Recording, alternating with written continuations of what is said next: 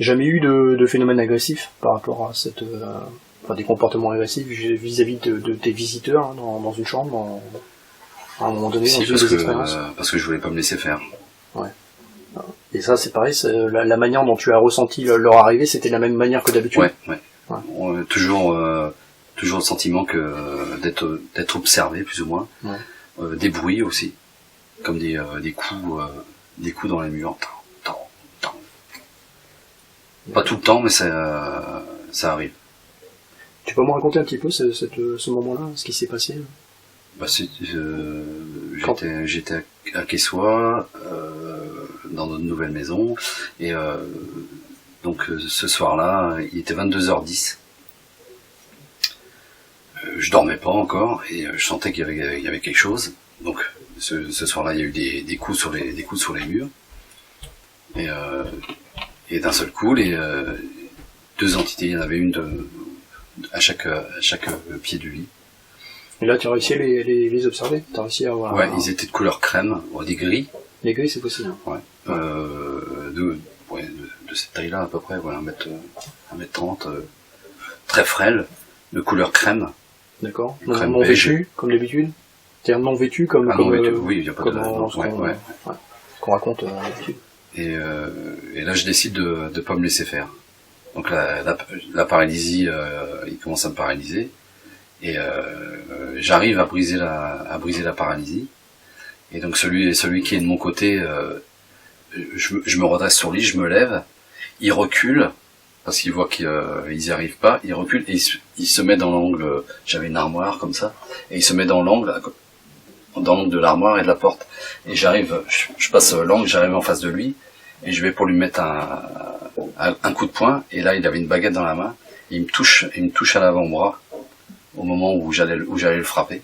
D'accord. Et là, j'ai pris comme une décharge électrique, quoi. Ça fait et j'ai volé. Je suis tombé sur le lit, et je me suis réveillé. Il était minuit 10, donc 2 heures après.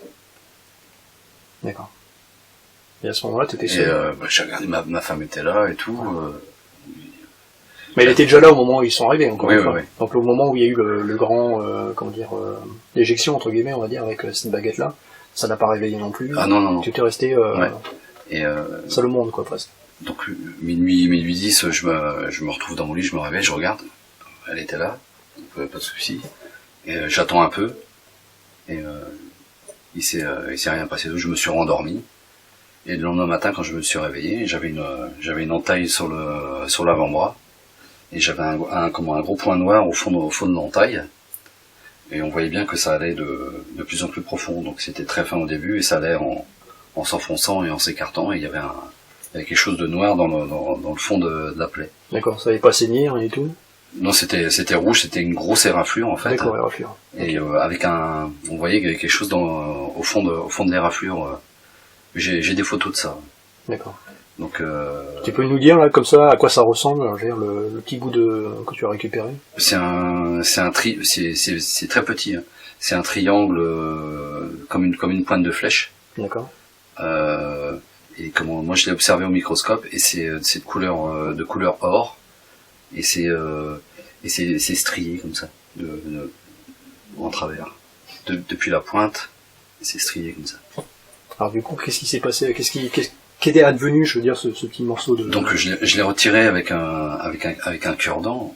On m'a demandé, mais pourquoi t'as pas été voir un médecin pour qu'il te l'enlève et tout. Je dis oui, je vais aller voir un médecin. Je lui dis j'ai un extraterrestre qui est venu hier soir, il m'a mis un coup de baguette magique, et puis il m'a laissé un truc dans le bras. Et tu vas me dire, tu vas prendre une petite pilule bleue, et puis tu vas aller voir là-bas, quoi.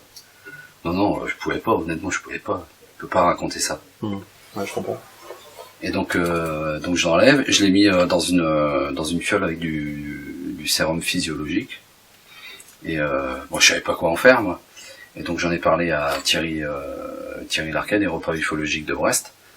Et donc lui il avait beaucoup plus de relations que moi, et donc il a remis à Alain Boudier de la 3AF. D'accord, de la commission Sigma. De la commission Sigma. C'était en quelle année ça? C'était en 2012 il me semble. D'accord. Et donc il a remis cet artefact à Alain Boudier. Et à la Boudier, on lui a dit, il n'y a pas de souci, on va analyser ça, et on donnera les résultats, et etc. Plusieurs semaines passent, j'appelle Thierry, il me dit, bah, j'ai toujours pas de nouvelles, donc il rappelle Boudier, il me dit, pas de souci, on s'en occupe. Plusieurs mois passent, toujours pas de nouvelles. Et j'assiste à une conférence à l'université du 17e, c'est Dauphine, non dans le 17e. Avec bon, il y avait c'était organisé par Stéphane Alix.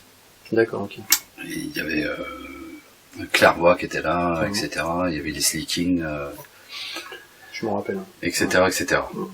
Et donc de l'INRES en fait. Oui, voilà, l'INRES. Et donc dans la salle, je vois, il y avait Boudier qui était là, il y avait Grélé, c'est Boudier, et il y avait Grélé qui était là. Boudier, je connaissais pas. Et Grélé, je le reconnais. Je sais qu'il faisait partie de la commission Sigma. Ouais, je sais que lui aussi, il était en contact avec Thierry Larquet, Thierry Larquet lui avait demandé pour l'artefact. Donc je vais le voir, puis je lui parle pour l'artefact, je lui dis qu'est-ce qu'il en est. Ah, mais de toute façon, vous le verrez plus. Il est parti en analyse et ça a été transmis en haut lieu et de toute façon, vous le verrez plus. D'accord. Quand on te parle de haut lieu, ça n'a pas été défini. Non. D'accord. Donc t'as pas expliqué de la manière dont l'analyse allait être faite, par qui, comment, non, tout ça c'est pareil aussi. Ok. Donc il n'y a pas beaucoup d'informations en retour qui t'a été communiquées. Ah non, rien. Toi t'as collaboré dans un sens, effectivement, il n'y a rien, il n'y a aucun retour. Ok.